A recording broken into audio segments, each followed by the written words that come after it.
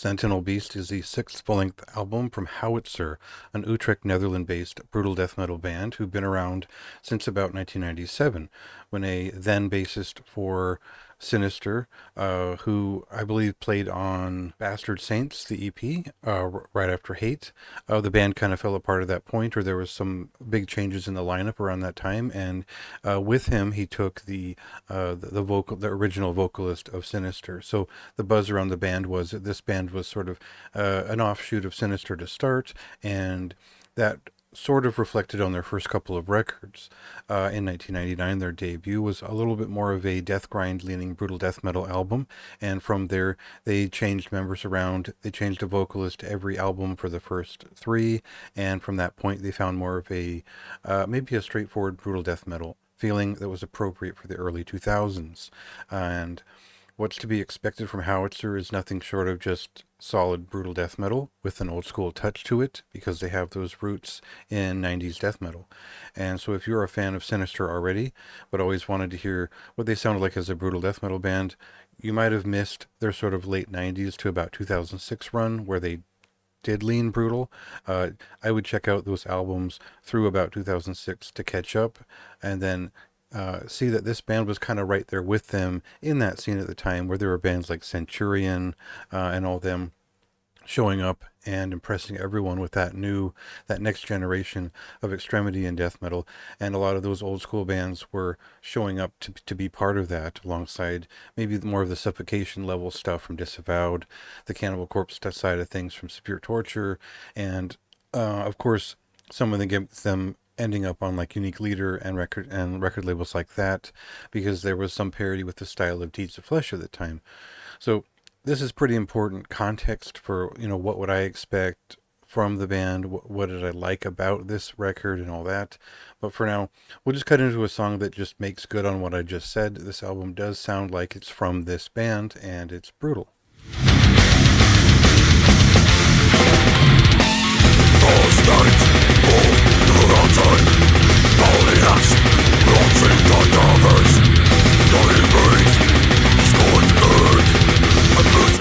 So there's a lot of sense that these people have sort of, these musicians are sort of holding on to relics of the past. There's this classic, extreme, but still old school feeling to their death metal style, and that means that there are more mid-paced pieces on this album.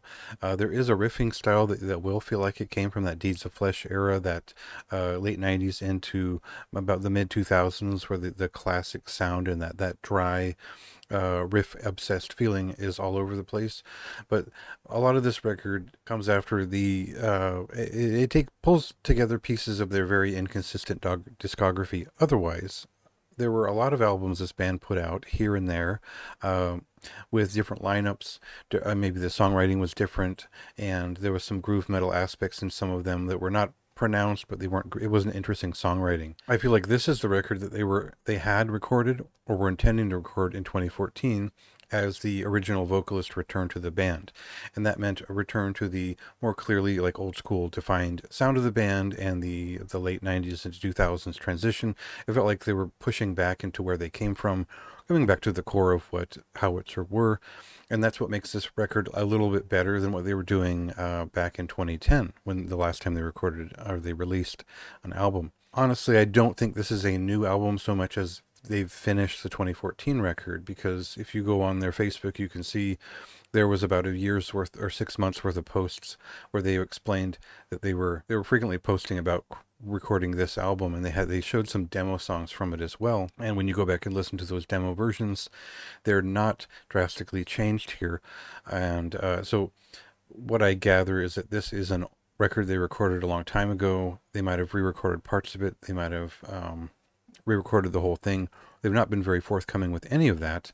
So it leaves kind of a hole in the sort of history of where this came from, when it was recorded, and why they've come back to release it now.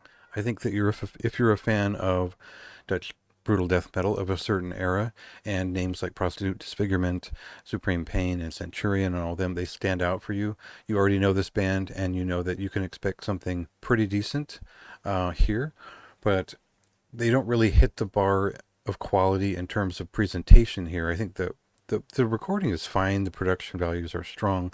I think where it falls off is kind of the aesthetic of the band, which has never been great. The album cover is pretty terrible for this record, and overall, I don't think this is their most tuneful or brutal record. So it doesn't really add much to their legacy except for another one. And I think that's not bad. I like that sound. I like this band. So I was into it. And I like that there are a lot of kickbacks to the earlier Sinister feeling of albums around the time of like Hate, where Sinister stopped pulling so much from Deicide and went somewhere else with it.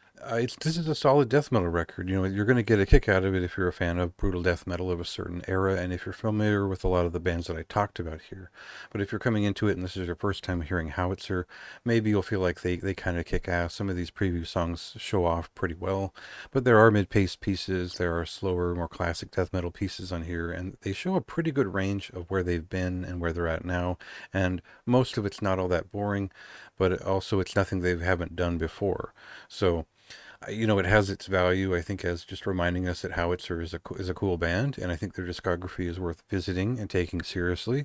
And I think this is a solid record. It's a moderately high recommendation for me. I don't know that it's going to appeal to anyone but that niche, and that's perfect. You know, I think that's where they always fit, and that's where they still fit now, wherever this album came from and what the details are. So worth checking out if you're a fan of that. You know, like I said, I got a kick out of it myself. So that releases this Friday on March 8th.